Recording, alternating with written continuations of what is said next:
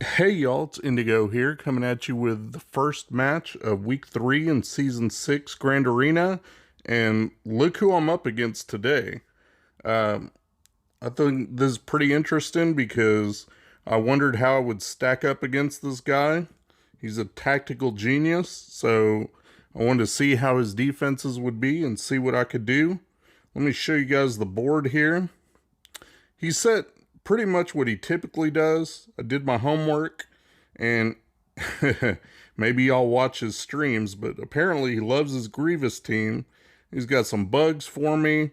Up top, he's got Nightsisters. He's got a Phasma kind of leftover FO team. And then he's got just some bounty hunters. I'm not sure why he would put those there if he did any kind of homework, because my imps will outspeed those no problem. But it is what it is, so that's the top zone that we're looking at. And let me go back to the board here, and I'll show you guys the bottom. So down here in the bottom, it looks like we have his Grievous team. It's full Relic 7 across the board. Just a standard Grievous team. There's no Watt or anything. And then he's got just some mid-level bugs. So let's start down here first, because I want to see what's in the back zone. See what kind of surprises he has in store for me. So we'll start with taking out the Grievous team. This is kind of his strongest team. Full Relic 7. Normally a vanilla Grievous team I try to take out with Nightsisters, but at full Relic 7 I didn't want to chance it. So you see me going here with Jedi, Bastilla-led Jedi, and my Jedi are all Relic 5 across the board. I figure that's close enough that they should be able to handle this.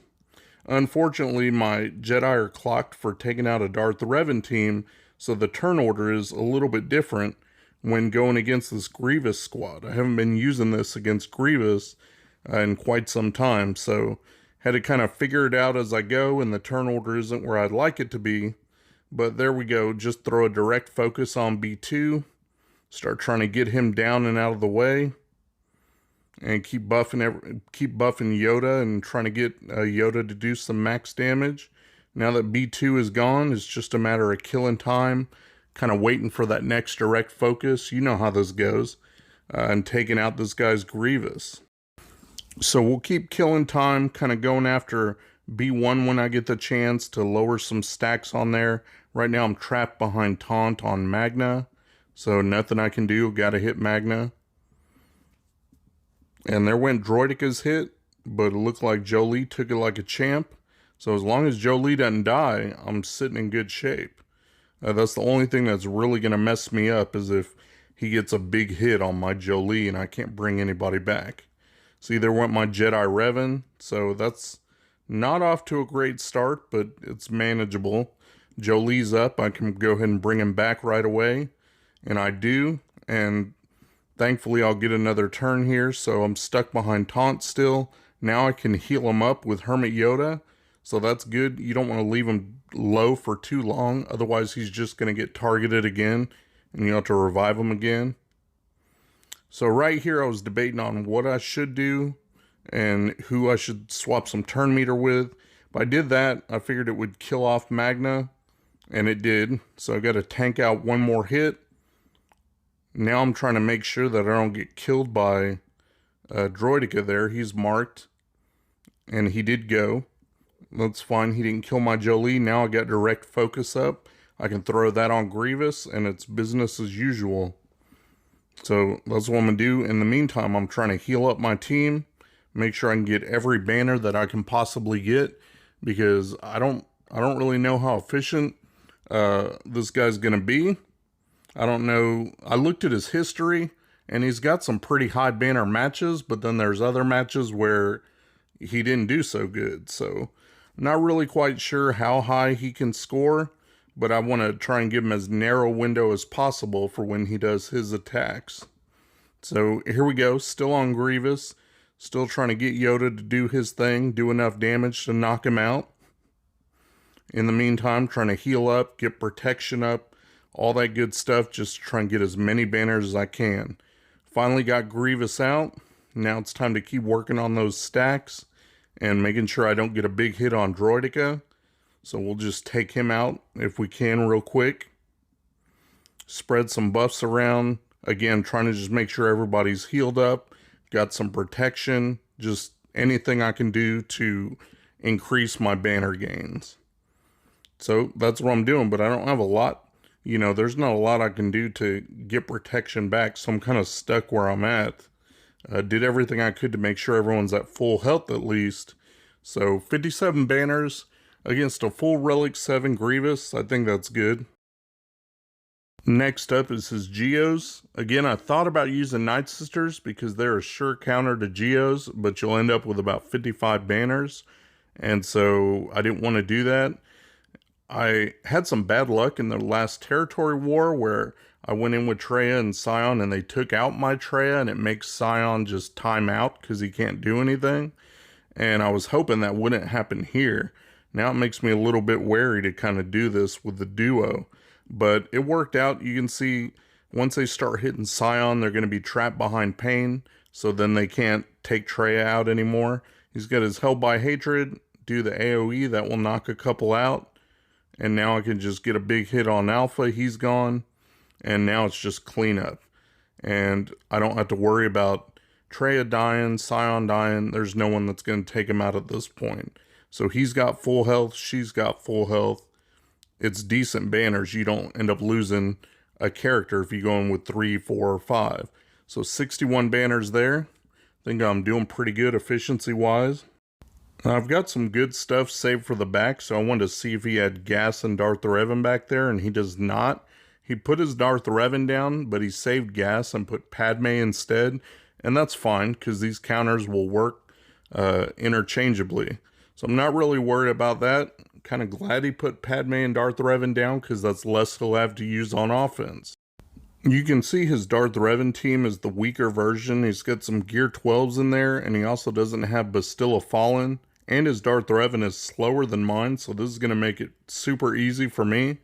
I'm just going to start off with the AoE Shock, get Shock up, and that forces my Malik to taunt, so he can't do the fear on the whole team. Once it's Bastilla's turn, just zap with the lightning. You saw a couple of them die. Now it's Malik's turn because I got him fast like that. And I'm just knocking these guys out. I was trying to decide who I should try to take out there, but I went for HK.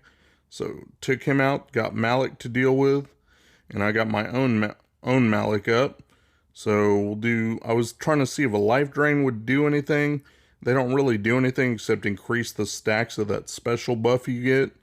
So I was contemplating a basic. Unfortunately, I ended up losing Bastilla Fallen, so that's a couple points I won't get back. But I was able to take him out and get 57, so I think that's pretty good on a mirror. Alright, the last one on the bottom is his Padme team, and I'm just going against it with my General Skywalker. I figured he might save General Skywalker, so I wanted a for sure counter. Tired of gambling on my CLS team and having it not get the job done. So I saved General Skywalker this time. It's a little more difficult going against Padme. I did contemplate using my Darth Revan against Padme, but that can go horribly wrong if she gets protection up. It can also be super, super easy. I figured there was less RNG and less chance for just everything to go wrong if I just went ahead and used my 501st here. So I'm just going to attack GK as much as I can until I get super clones activated. So I have to wait till Skywalker takes a knee. Once he takes a knee, then they can go ahead and kill one of my clones. As long as it isn't 5s, I'm going to be in good shape. I want the super clones, and then I can start making some real headway. So I'm just killing time until that happens, trying to stack some armor shred on GK so that I can get the job done easier when I do go to take him out. Now I took a knee, so I just got to keep going till it's their turn. Here they go, they're going after my clones now, which is what I want. I thought about dispelling all those buffs on them, but I really want to wait till I get super clones just so it does much more damage. And look, they went after one of mine, got him all the way to the red, and then, didn't finish the job. So that was unfortunate, or I could have thrown the grenade right then and there if he would have died, but he didn't. So now he's dead. Now I got super clones. Perfect timing. Skywalker stands back up, so I got that cushion Don't have to worry about any of my other clones dying. Now I just gotta bide time till I can circle back around to Echo's grenade. Skywalker takes another knee, which is unfortunate, but I got Rex's big hit here. We'll throw that to Anakin just so he can't get another turn. And there's the grenade. Clear the table. Got 53 banners for that. So that takes out his whole bottom zone. Now we'll just get to work on the top and see what kind of ship he has waiting for us. Okay, up top here, he's got that First Order team, some Nightsisters, and then he's got a Bounty Hunter team, and he's got IG-88 in there. You should never put IG-88 in there unless you just have no choice, because this is what happens. They got faster imp troopers. They're just going to target IG-88 straight off, who's the squishiest character. Doesn't matter that he's gear 12. Probably wouldn't matter if he was gear 13. And look, he just crumbles, and once he goes, he's going to feed the turn meter. Then you go after Boba, who's the next squishiest. He's gone. Now I can go after Bosk, who I was able to put Death Mark on. And it's just par for the course. Imp Troopers will definitely get the job done as long as they're faster than the enemy. So there we go. No problems at all. And an easy 60 banners to start off the top. Alright, this next matchup, I saw that he's a real fan of putting his Nightsisters on defense, and I thought, okay, normally I use Padme, but I went ahead and put my Padme on defense. So I'll go ahead and go back to this team that I've shown you guys before, and it's First Order with Watt as the 5th. And my Watt is pretty fast. That way he can go, he'll throw the tank tech and put it on crew. And then my First Order officer goes, and I just have him give turn meter back to Watt, and Watt will put the weapons tech on Executioner. Once you have those two techs out, this match is good as over. As long as Executioner can get the killing blow, they're not going to come back. So even Mother Talzin lead isn't going to help them. The only thing I tried to do here was to get my team to go and kill Mother Talzin before she got plague out. You can see my poor Gear 11 6-star Watt is really low on health. And that's kind of the only disadvantage with this team, is that if she goes and gets that plague off, there's not really a way to heal Watt up fast enough that you're going to recoup that health banner. So I just want him to at least stay alive so I don't lose even more banners. And then work on taking out the rest of the team, trying to use stuns where I can. And look at that. I got the two main ones out. Now I just got Daka to worry about and Spirit. And then, of course, I'll deal with Zombie. There's Daka right there. Got her down to half health. You got to stun Spirit. And once you do, then you can hit her. If you don't hit her, she'll keep gaining foresight. And all your attacks are going to miss. So here's a big hit on Daka. Get her out of there. Now I was considering, like, can I stretch this out? Is there any way to heal Watt and get him some health back? Or, you know, is this going to be impossible? Is he going to die? And then I'll lose even more banners. And I really don't want him to die. Like I said, every banner is going to count because I don't know how efficient my opponent is. So I figure I'll cycle it around once or twice, see if he can do everything, make sure everybody else is topped up on health and protection, and just not worry about that health banner from Watt. And he's got plague, so I don't want it to get around to him and have him die. It does get around to him, and all he can do is use his first move. I don't even know which move does what, but he's still alive, and that's all that matters. I just don't want him to die. And we'll go ahead and take out Zombie here. And that's 59 banners. Hopefully it's good enough. Alright, here's his last ground squad up top. He's got just that First Order leftovers team. You're probably going to see this team a lot because everybody's got to relic these guys up for that Supreme Leader Kylo, whose kit just dropped. So if you have these guys, you can try to throw them in an extra team. Maybe they'll strip some banners.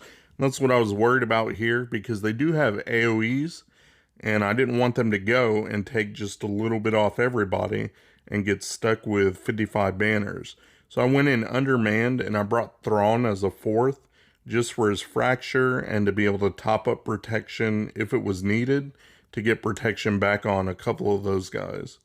Right now I'm just controlling the turn meter, taking them out one by one, and that way they don't even get to go.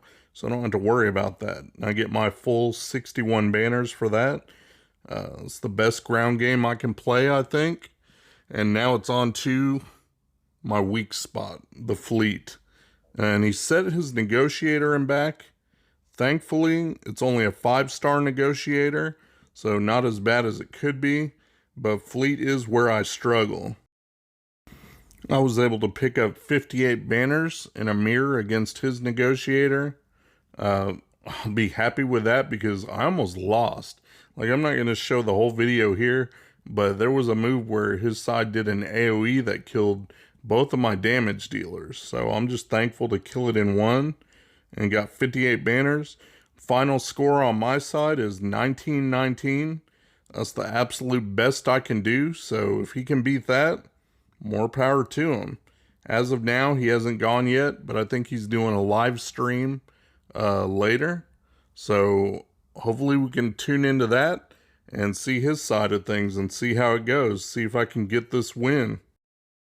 Shout out to my buddy Mikayas. He runs a modding service. He'll go through, make sure you got the right squad compositions and the right mods on the right characters. Give your account a real nice tune-up.